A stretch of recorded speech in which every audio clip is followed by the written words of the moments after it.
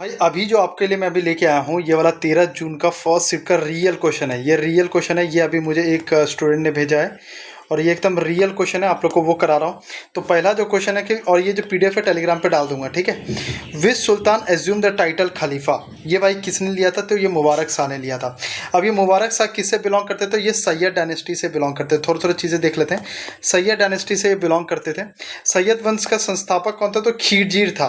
कौन था? खिजीर खान था।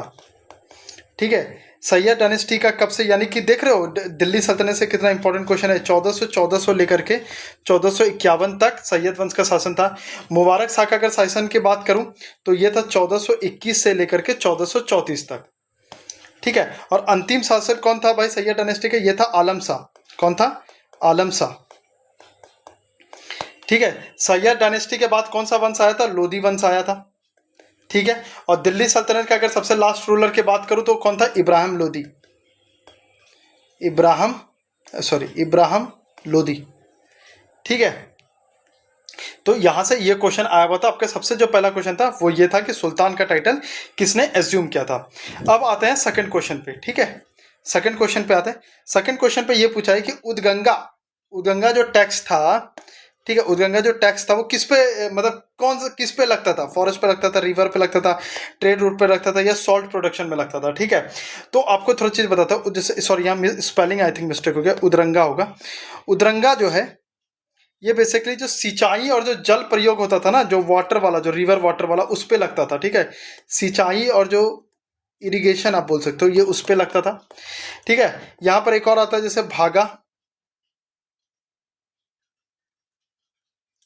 भागा के बारे में बात करते हैं तो ये लैंड टैक्स था। ठीक है। हिरनिया करके एक टैक्स है। ये सारे मैंने करवाए हैं पीवाईक्यू में और टॉप 50 क्वेश्चन में। कैश टैक्स था। उदरंगा क्या था भाई? उदरंगा जो था अभी बताया कि ये क्या था? इरिगेशन और वाटर टैक्स था। वाटर टैक्स था। विस्टी क्या था? विस्टी जो था फोर्स लेबर, बेगर भी बोल सकते हो, फोर्स लेबर, फोर्स लेबर था। और भोगा क्या था? भोगा था राजा को जो दिया जाने वाला कर होता था, मतलब एज ए गिफ्ट, राजा को दिया जाने वाला कर जो एज ए गिफ्ट रहता था। ठीक है। तो इसका क्या आंसर हो जाएगा? इसका हो जाएगा रिवर वाटर एंड इरिगेशन। ठीक है। अभी आप लोग टेंशन मत लीजिएगा, अभी पूरा दिन आप लोग को इतना चीजें करा दूंगा ना कि आप लोग का एक एक क्वेश्चन जो है आप लोग का सारे, आप लोग वहां बैठोगे और आपको पता लगा रहे ये क्वेश्चन तो ऑलरेडी मुझे पता था कि यही क्वेश्चन आएगा। Which state is home to India 44th Ramsar site Nandur Madhaveshwar?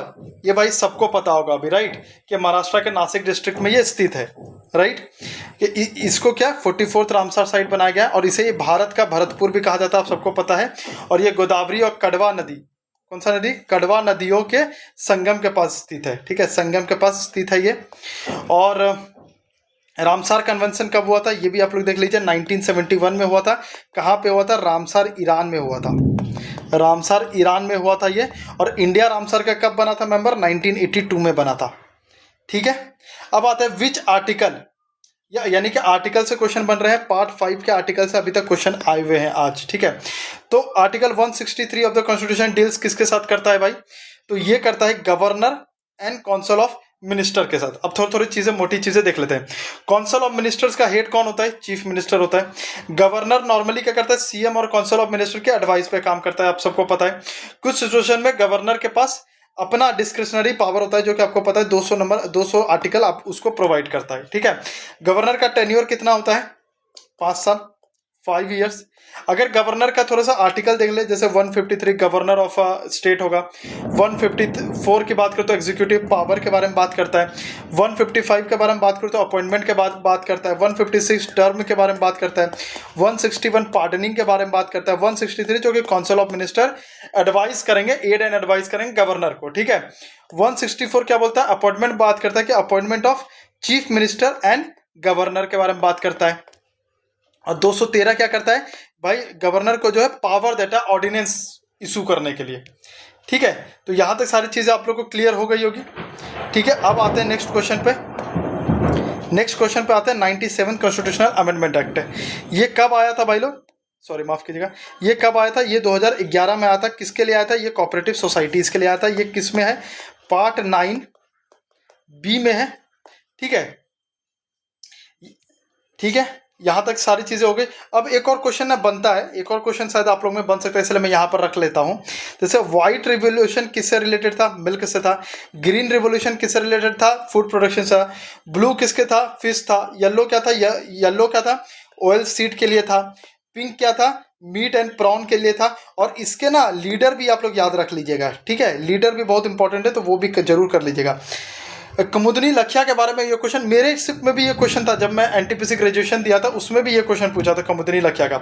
तो ये कथक से बिलोंग करती है, ठीक है, कथक से बिलोंग करती है। कथक कहाँ का है भाई? तो ये यूपी का है, लेकिन कुमुदनी लखिया कहाँ का है? ये तो गुजरात की है, ठीक है। तो यानी कि नोबेल प्राइज हो गया, पद्म विभूषण हो गया, ये सबसे अवार्ड से क्वेश्चंस आ रहे हैं, ठीक है। 7th क्वेश्चन में चलते हैं। 7th क्वेश्चन में भाई ये तो करंट अफेयर का आपको पता है कि ये करंट अफेयर का क्वेश्चन है, ठीक है। पद्म विभूषण मिला था इन्हें, कौन सा मिला था? पद्म विभूषण मिला था इन्हें, इसलिए ये वाला क्वेश्चन जो था एक इंपॉर्टेंट क्वेश्चन बन गया था। यहाँ पर बात करते हैं कि भारत रत्न जो है, यहाँ पर थोड़ा सा भारत रत्न के बारे में बात कर लेते हैं। कब आया था? 1954 में आया था। भारत का सबसे बड़ा सिविलियन अवार्ड भी यही है।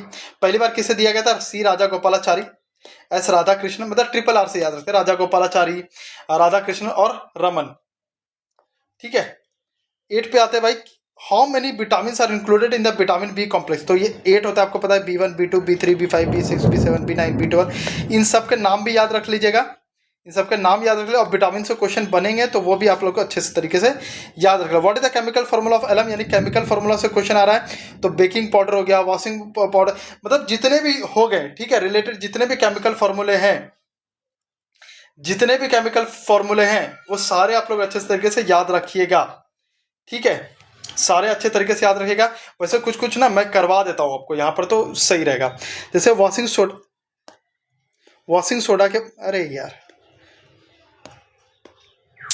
गड़बड़ हो गया। वॉशिंग सोडा के अगर बारे में बात करते हैं तो ये Na2CO3 dot 10H2। Baking soda के बारे में बात कर लेते तो NaSCO3।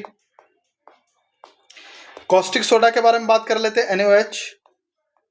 फिटकरी नहीं बता रहा हूँ क्योंकि फिटकरी का ऑलरेडी दिया हुआ है यहाँ पर, ठीक है। ब्लीचिंग पाउडर के बारे में बात करते हैं, bleaching powder COCl2। Plaster of Paris के बारे में, इससे पहले जिप्सम के बारे में बात है। जिप्स से केस हो गया तो CSO4.2H2। इसको जब 100 डिग्री सेल्सियस पर गर्म करते हैं तब बनता है plaster of Paris CSO4.12H2। Blue vitriol के बारे में बात करते हैं तो ब्लू विट्रियोल क्या होता है? CaSO4.5H2। ग्रीन का क्या हो जाएगा? FeSO4.7H2O, ठीक है। तो बाकी ये सारे हैं। मिल्क ऑफ मैग्नीशिया बहुत बार पूछता है तो MgOH2, ठीक है। अब आते हैं नेक्स्ट क्वेश्चन में, ग्लूकोमा किस चीज का डिजीज? भयानक बारिश चल रहा है भाई। ग्लूकोमा किस चीज का डिजीज है? तो ये आई का डिजीज है, ठीक है। अभी मैंने 10 रखा, यहाँ पर आपके क्विक रिवीजन डाल दिया, 10 रखा, और जैसे जैसे रियल क्वेश्चंस आते रहता है वो भी मैं आप लोग को बताते जाऊंगा। तो सब्सक्राइब कर लीजिएगा। जय हिंद, जय भारत।